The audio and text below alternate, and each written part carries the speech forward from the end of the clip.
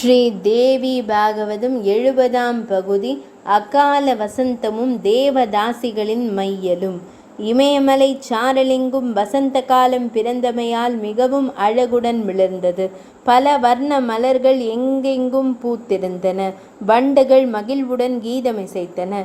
குயில்கள் இனிமையாக கூவின. பறவைகள் தத்தமது சோடிகளுடன் கூடி மகிழ்ந்து குதூகலித்தன. இனிமையான தென்றல் சுகந்த வாசனையை சுமந்து சென்றன. அப்போது மன்மதன் தன் மனைவியுடனும் தேவ மகளிருடனும் நர நாராயணர் தவம் செய்யும் இடத்திற்கு வந்தான். வந்ததும் தேவ மகளிர் ஆடி பாட ஆரம்பித்தனர். நடனமங்கையர் ஆடத் தொடங்கினர்.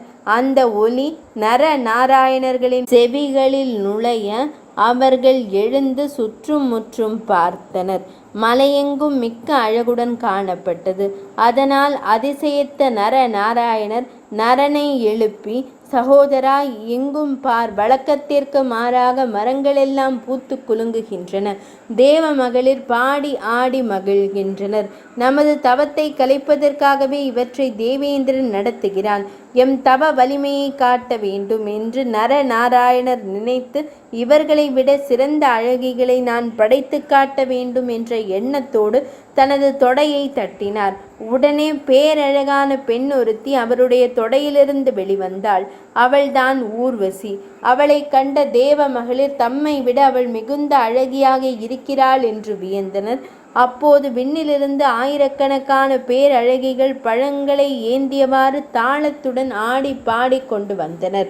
அதை கண்டு மிக்க பயம் கொண்ட இந்திரனால் அனுப்பப்பட்ட பெண்கள் நர நாராயணரை பணிந்து வணங்கி, தவ சிரேஷ்டரே, நாம் இந்திரனின் ஏவலின்படி தங்களின் தவத்தை குழப்பவே வந்தோம்.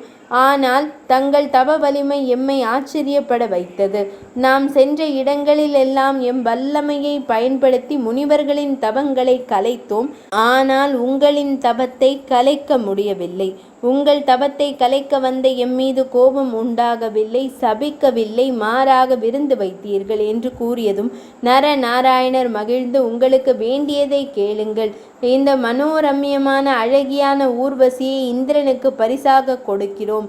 அழைத்து செல்லுங்கள் என்று விடை கொடுத்தனர்.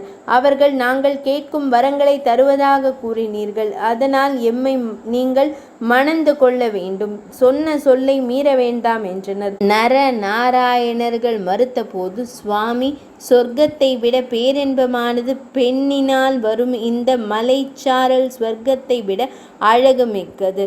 ஸ்வர்க்க இன்பங்களை எல்லாம் நாம் இங்கிருந்தே அனுபவிப்போம் என்றனர். 70ஆம் பகுதி நிறைவடைந்தது.